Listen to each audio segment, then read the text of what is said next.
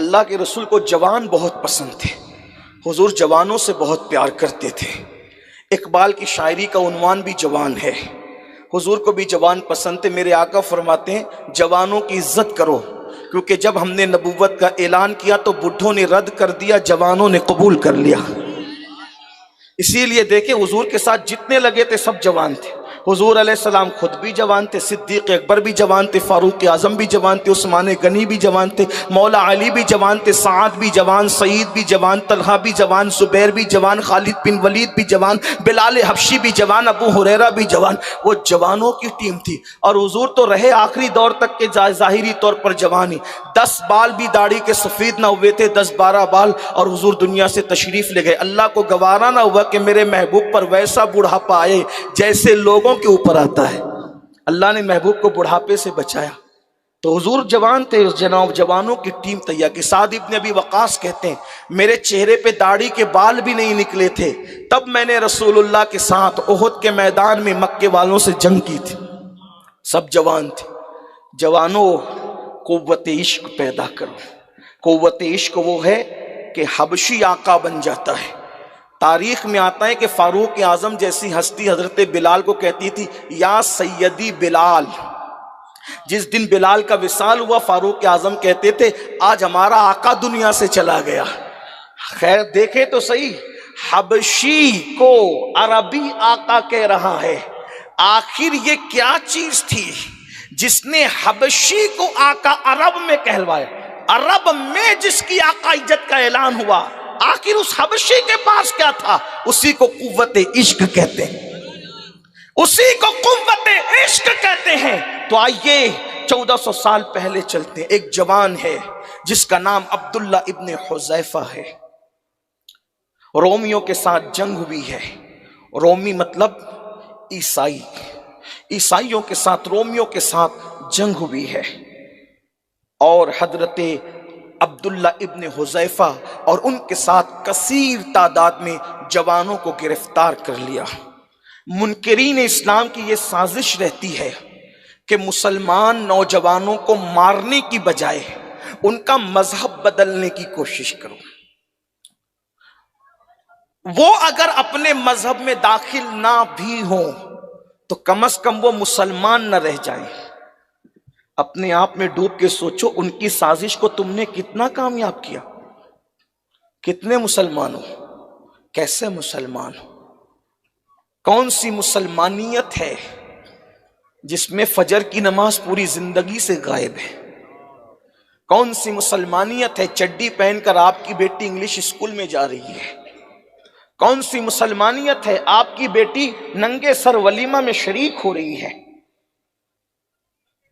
مسلمانوں کی تہذیب تو یہ ہے کہ چچا کے بیٹے سے بھی پردہ ہو، پھپھی کے بیٹے سے بھی پردہ ہو، خالہ کے بیٹے سے ہی پردہ ہو۔ جب یہ لوگ سنتے تو کہتے ہیں یہ مولوی لوگ پرانی باتیں کرتے ہیں۔ یاد رکھنا یہ مولوی کی بات نہیں ہے، یہ مولا کا حکم ہے،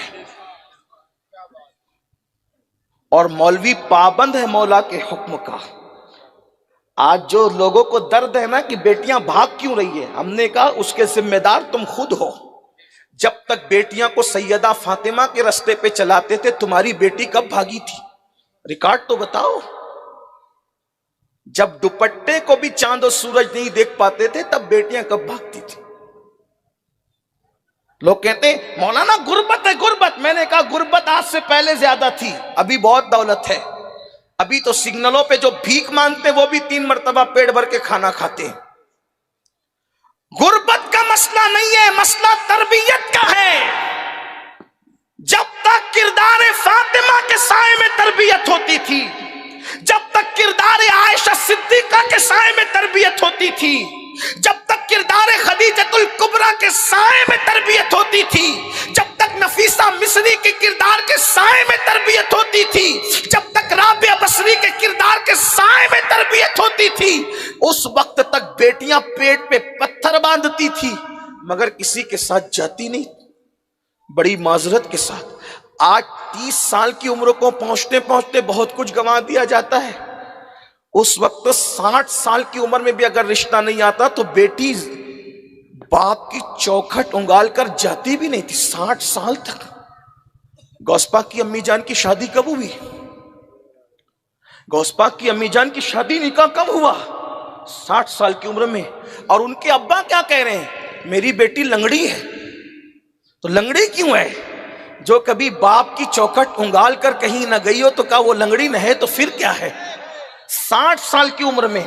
وجہ تربیت تھی، تربیت. آج تربیت گئی. اور یاد رکھنا، علم معلومات میں اضافہ کر سکتا ہے، علم و انسان کا دل نہیں بدل سکتا اس وقت تک جب تک کسی صاحب دل کی صحبت میں نہ بیٹھو.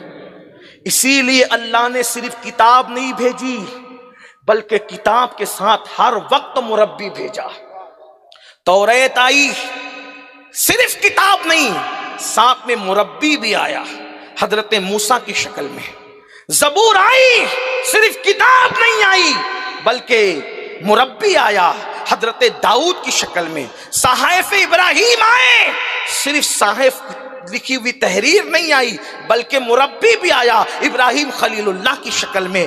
انجیل آئی، صرف کتاب نہیں آئی، مربی بھی آیا عیسیٰ علیہ السلام کی شکل میں. آج اگر کسی کی کرانہ دکان صحیح چل جائے نا تو اس کو چربی چڑھتی ہے تو وہ علماء کا مذاق اڑاتا ہے. کیوں؟ نالج تو ہے، کوئی مربی اس کو نصیب نہیں ہے. اگر آج کسی کی چپل کی دکان پر کوئی لکھپتی بن جائے تو پھر پہلی بیوی سے اس کا دل نہیں بھرتا، افیئر کے رشتے کھول بیٹھتا ہے. سب ایسے نہیں ہے لیکن اللہ ماشاءاللہ گھر گھر کی کہانی بن رہی. کیوں؟ کہ عبداللہ ابن حذیفہ اور ان جیسے جوانوں کو رومیوں نے گرفتار کر لیا. گرفتار کرنے کے بعد رومی بادشاہ نے حضرت عبداللہ ابن حذیفہ کو بلایا، کہا تم عیسائی ہو جاؤ، عیسائیت قبول کر لو، میں تمہیں آدھی سلطنت دوں گا. عبداللہ ابن حذیفہ نے کہا پوری بھی دے گا نا تو ایک لمحے کے لیے بھی قبول نہیں کروں گا. ایک لمحے، زندگی کی نہیں، ایک لمحے کے لیے قبول نہیں کروں گا. کیوں؟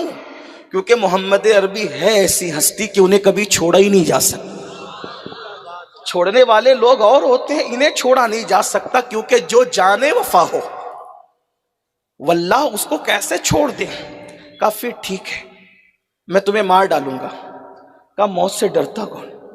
ایک بات یہ بھی یاد رکھنا، جب تک عشق نہیں آتا تو موت سے ڈر لگتا ہے، جب عشق آتا ہے تو پھر موت سے پیار ہوتا ہے. اور انسان یہ کہتا ہے جان تو جاتے ہی جائے گی قیامت. یہ ہے عشق والے کی زبان، یہ ہے جان تو جاتے ہی جائے گی قیامت. یہ ہے اب یہاں مرنے پہ ٹھہرا ہے نظارہ تیرا. اور اسی گھر سے آواز آتی ہے جان دے دو وعدے دیدار پر، نقد اپنا دام ہو ہی جائے گا. اور پھر اسی گھر سے اس صدی میں آواز آتی ہے آپ کی طلعت کو دیکھا جان دی، قبر میں پہنچا تو دیکھا آپ ہیں. مصطفیٰ ذات یکتا آپ ہیں، یک نے جس کو یک بنایا آپ ہیں. اور آپ کی خاطر بنائے دو جہاں، اپنی خاطر جو بنایا آپ ہیں.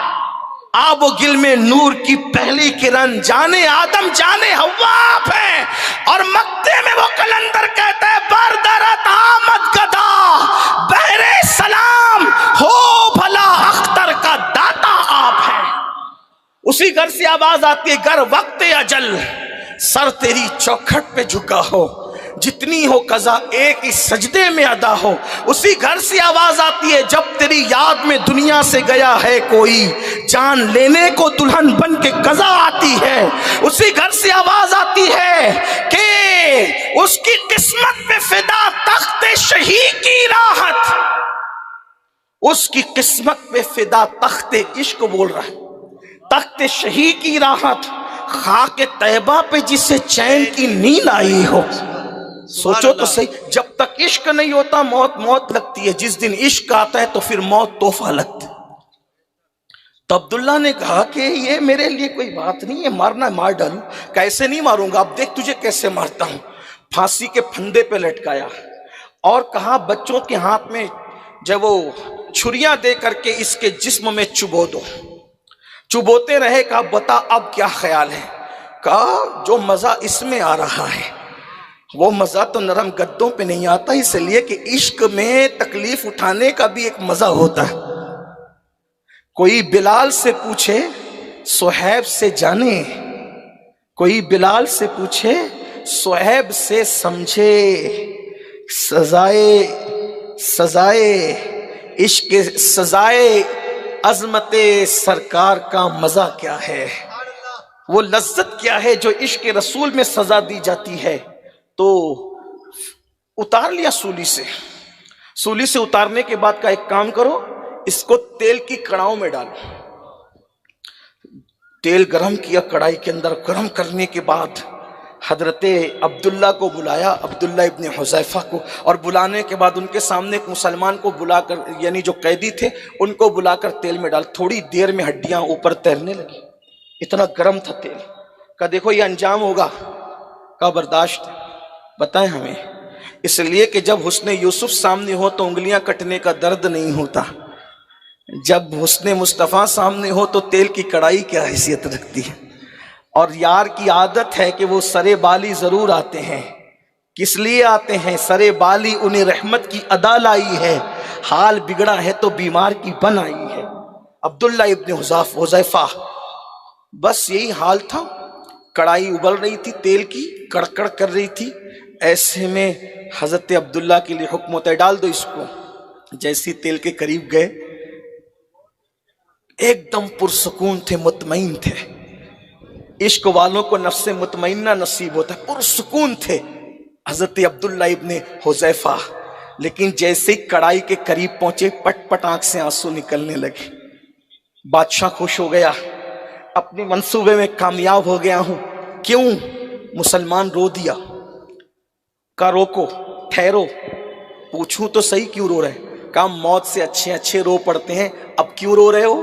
کہا واللہ موت کو سامنے دیکھ کر نہیں رو رہا ہوں، مجھے خیال آیا کہ ایک ہی جان اللہ نے دی ہے، اس لیے ایک جان نبی کے نام پہ قربان کر رہا ہوں۔ کاش میرا اللہ مجھے اتنی جانیں دیتا، میرے جسم پہ جتنے بال ہیں اتنی جانیں اللہ دیتا، ایک ایک کر کے سب آمنہ کے لال پہ قربان کرتا چلا جا۔ اچھا اس کو اب مت مارو، اب اس کو روحانی اذیت دو۔ قید کر دیا۔ برسوں پہلے کی تاریخ ہے، بلکہ صدیوں پہلے کی تاریخ۔ عبداللہ ابن حذیفہ کو کئی دن تک بھوکا رکھا، اور جب بھوک سے بے چین ہوئے تو شراب اور سور کا گوشت حضرت عبداللہ کو کھانے کے لیے دیا، حالانکہ حالت اضطرار میں، اضطراری حالت کے اندر، یعنی کہ جب موت سامنے ہو تو پھر اس طرح کی چیزیں آنے پر پھر علماء کی طرف سے اجازت ہوتی ہے کہ جان بچا لیں۔ عبداللہ نے نہیں کھایا نہ سور کا گوشت نہ شراب۔ جب پوچھا بلا کر کیوں نہیں کھاتے، کہا کہ اس حالت میں تو کھا سکتے ہیں، مگر کھا کر کے تجھے خوش کر کے اپنے ایمان کی کمزوری کا ثبوت نہیں دے سکتا، اس لیے نہیں کھایا۔ میں آپ سے پوچھتا ہوں، سور کھانا حرام ہے کہ نہیں؟ کوئی مسلمان نہیں کھاتا سور، الحمدللہ نہیں کھاتا، لیکن سور کھانا بھی حرام ہے اور سود کھانا بھی حرام ہے۔ ایک بات کہہ دوں، یہ بھی حرام وہ بھی حرام، مگر یاد رکھنا مسلمانوں، سور کھانا حرام ہے، لیکن سور کھانے والے کے ساتھ اللہ نے اعلان جنگ نہیں کیا، قرآن میں سود کھانے والے کے ساتھ اعلان جنگ کیا ہے۔ سور سے نفرت کرتے ہو تو سود کیسے بغیر حلق کے نگلتے ہو؟ اور صوفیہ فرما رہے کہ جس کے پیٹ میں حرام ہوگا اس کے پیٹ میں عشق رسول نہیں آ سکتا۔ جب حضرت عبداللہ نے فرمایا کہ اپنے ایمان کی کمزوری کے لیے دکھانے کے لیے، تجھے خوش کرنے کے لیے نہیں کھاؤں گا سور، شراب کو ہاتھ نہیں لگاؤں گا، حرام ہے ہمارے یہاں، متاثر ہوا، کہا ٹھیک ہے میں تمہیں آزاد کرتا ہوں، لیکن ایک شرط ہے، میری پیشانی چوم لو، جاؤ آزاد ہو جاؤ۔ حضرت عبداللہ نے کہا، سوچا اپنی جان کے لیے اس کی پیشانی نہیں چوموں گا، مسلم امہ کا کوئی مفاد ہونا چاہیے، فرمایا اکیلے نہیں جاؤں گا، جتنے مسلمانوں کو قید کیا اگر سب کو چھوڑ دے تو میں وعدہ کرتا ہوں کہ تیری پیشانی چوم لوں گا۔ اس نے کہا ٹھیک ہے، ایک بار میری پیشانی چوم لے، جتنے مسلمانوں کو میں نے قید کیا سب کو آزاد کر دوں گا۔ بس یہی بات تھی۔ پھر کیا ہوا؟ اللہ اکبر، اس حضرت عبداللہ ابن حذیفہ نے اس کی پیشانی چومی، اور پیشانی چومنے کے بعد اس نے سارے مسلمانوں کو آزاد کر دیا۔ اللہ اکبر۔ جب حذیفہ سارے نوجوانوں کو لے کر پہنچے تو فاروق اعظم کا دور تھا۔ سیدنا فاروق اعظم نے پوچھا انہوں نے تو تمہیں قید کر لیا تھا، کیسے چھوڑ دیا؟ تو حضرت عبداللہ ابن حذیفہ نے پوری داستان سنائی۔ فاروق اعظم سن کے روتے رہے اور کہا مسلمانوں کو آزاد کرانے کے لیے تم نے اس کی پیشانی چومی؟ پھر آپ نے اعلان فرمایا، اے مسلمانوں، عبداللہ نے اتنا بڑا کام کیا ہے، عبداللہ اس کا حقدار ہے کہ اس کی پیشانی چومی جائے اور سارے مسلمان اس کی پیشانی چومیں۔ اور اس کے بعد فرماتے شروعات میں خود کروں گا۔ فاروق اعظم نے بھی پیشانی چومی اور سارے صحابہ نے عبداللہ کی پیشانی چومی۔ بتاؤ یہ جرأت کیوں آئی تھی؟ وہ عشق رسول کی قوت تھی، قوت عشق تھی۔ آج مسلمان نوجوان بزدلی کی طرف اس لیے ہے کہ قوت عشق سے آج ہم اپنے آپ کو دور کیے جا رہے ہیں۔ اللہ اکبر۔ ہم کہتے ہیں عاشق ہے جس کا عشق رسول اتنا کمزور ہو کہ گھر کے بستر سے اٹھا کر مسجد، محلے کی مسجد تک نہ لے جا سکے، اس کا عشق اسے جنت تک کیسے لے جائے گا؟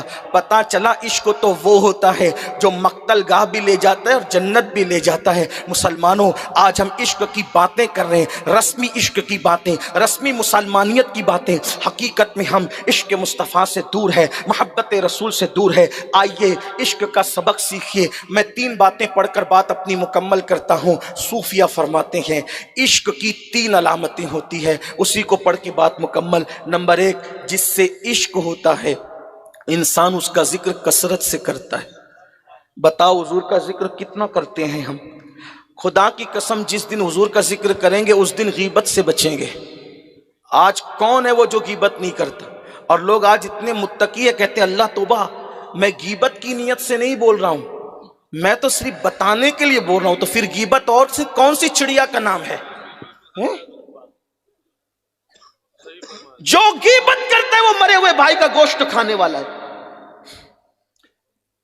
غیبت زنا سے بھی بدتر ہے، الغیبت اشد من الزنا، غیبت زنا سے ہی بدتر ہے۔ اتنا کہہ دیا نا کہ اس کی آنکھ چھوٹی تھی غیبت ہو گئی، وہ تو ناٹا ہے، اس کی آنکھ وہ غیبت ہو گئی۔ وہ تو اپنے آپ کو بہت ہوشیار سمجھتا ہے، غیبت ہو گئی۔ اس کی آستین تو چھوٹی تھی، غیبت ہو گئی۔ اس کی ناک تو نکتی ہے، غیبت ہو گئی۔ جس سے عشق ہوتا ہے اس کا ذکر کثرت سے۔ اسی لیے تو میرے امام کہتے ہیں عشق سچا تھا نا، کہتے ہیں دہن میں زبان۔ یار کوئی اتنا قیمتی تھوڑی ہے کہ اس کے پیچھے بیٹھ کے ہم اس کی غیبتیں کریں اور اس کے اعمال نامے کو دھوتے رہیں۔ غیرت والے تو کہتے ہیں یار کی یاری سے فرصت نہیں ہے، کسی کا نام کیوں لیں؟ کہتے ہیں دہن میں زبان تمہارے لیے، بدن میں ہے جان تمہارے لیے، ہم آئے یہاں تمہارے لیے، اٹھے بھی وہاں تمہارے لیے۔ اور اسی کو حضرت بیدم شاہ وارسی بہت دمدار انداز میں کہتے عدم سے لائی ہے ہستی میں آرزوئے رسول، عدم سے لائی ہے ہستی میں آرزوئے رسول، کہاں کہاں لیے پھرتی ہے جستجوئے رسول، بلائے لوں تیری اے جذبے شوق صلی اللہ کہ آج دامن دل کھچ رہا ہے سوئے رسول۔ اور عاشقوں کا کیا حال ہوگا؟ واللہ محشر میں بھی ایک محشر ہوگا، قیامت میں بھی ایک قیامت ہوگی کہ اللہ اللہ عاشقوں کو یار کا دیدار میسر ہوگا۔ بیدم شاہ کہتے ہیں عجب تماشا ہو میدان حشر میں بیدم کہ سب ہو پیش خدا۔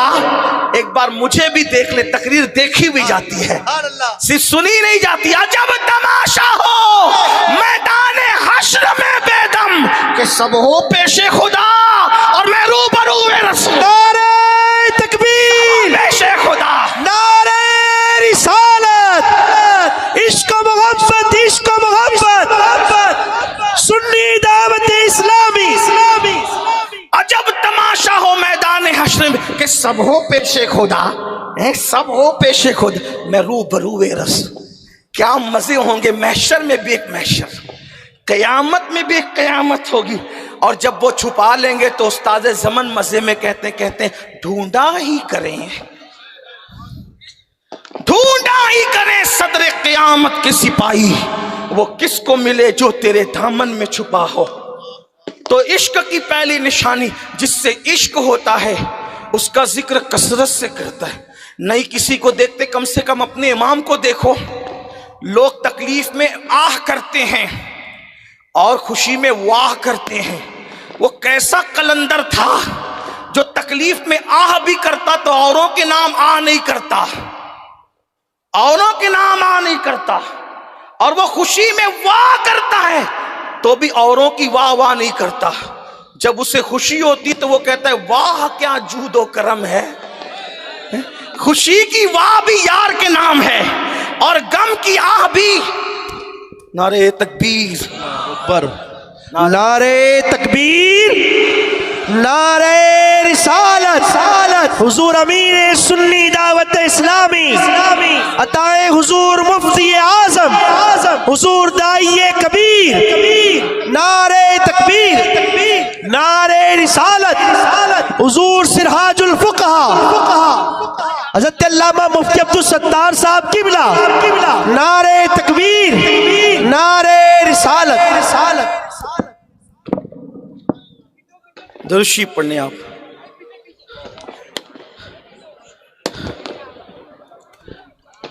درود شریف پڑھنے آپ۔ اللہم صلی علی سیدنا و مولانا محمد معدن الجود والکرم و آلہ و صحبہ وبارک وسلم صلاۃ و سلام علیک یا جد الحسن والحسین وعلی آلک و اصحابک یا جد الغوث الثقلین۔ تو ذکر آپ کی توجہ میری طرف ہے یا اور کہیں چلی گئی؟ ایک بار درود شریف پڑھیں بلند آواز سے۔ اللہ رب محمد صلی اللہ علیہ وسلم۔ میں بات عرض کروں آگے، آپ لوگ سننا چاہتے ہیں تو ذرا بلند آواز سے درود شریف پڑھ کے اشارہ دے کہ آپ سننا چاہتے ہیں۔ اللہ رب محمد صلی اللہ علیہ وسلم نحن عباد محمد والا زبی علی ابد الدہور وکرم الصلاۃ والسلام علیک یا جد الحسن والحسین۔ بیٹھ جائیں بھائی، اس طرح ڈسٹرب نہیں کریں آپ، ماشاءاللہ بیٹھیں۔ حضرت تشریف لائیں گے تو یہیں آئیں، بیٹھے سب لوگ۔ ایک بار درود شریف پڑھیں۔ اللہم صلی علی سیدنا مولانا محمد معدن الجود والکرم و آلہ و صحبہ وبارک وسلم۔ تو عشق کی پہلی نشانی جس سے عشق ہوتا ہے اس کا ذکر کثرت سے کرتے، کثرت سے ذکر کرتے۔ امام اہل سنت نے واہ کی تو بھی کسی کی نہیں کی، خوشی میں واہ کی تو بھی اپنے یار کی، کہتے ہیں واہ کیا جود و کرم ہے، شہ بتہاں تیرا نہیں سنتا ہی نہیں مانگنے والا تیرا۔ اور جب آہ کرتے تو بھی یار کے لیے کہتے واللہ وہ سن لیں گے، فریاد کو پہنچیں گے، اتنا تو ہو کوئی کہ آہ کرے دل سے۔ وہ واہ بھی یار کے لیے، آہ بھی یار کے لیے۔ اللہ اکبر۔ گھر میں خوشی ہوتی ہے تو سحرے کا آغاز بھی یار کے نام سے ہوتا ہے، اور چھوٹے بھائی کا انتقال ہوتا ہے تو بھی لیجیے حضرت تشریف۔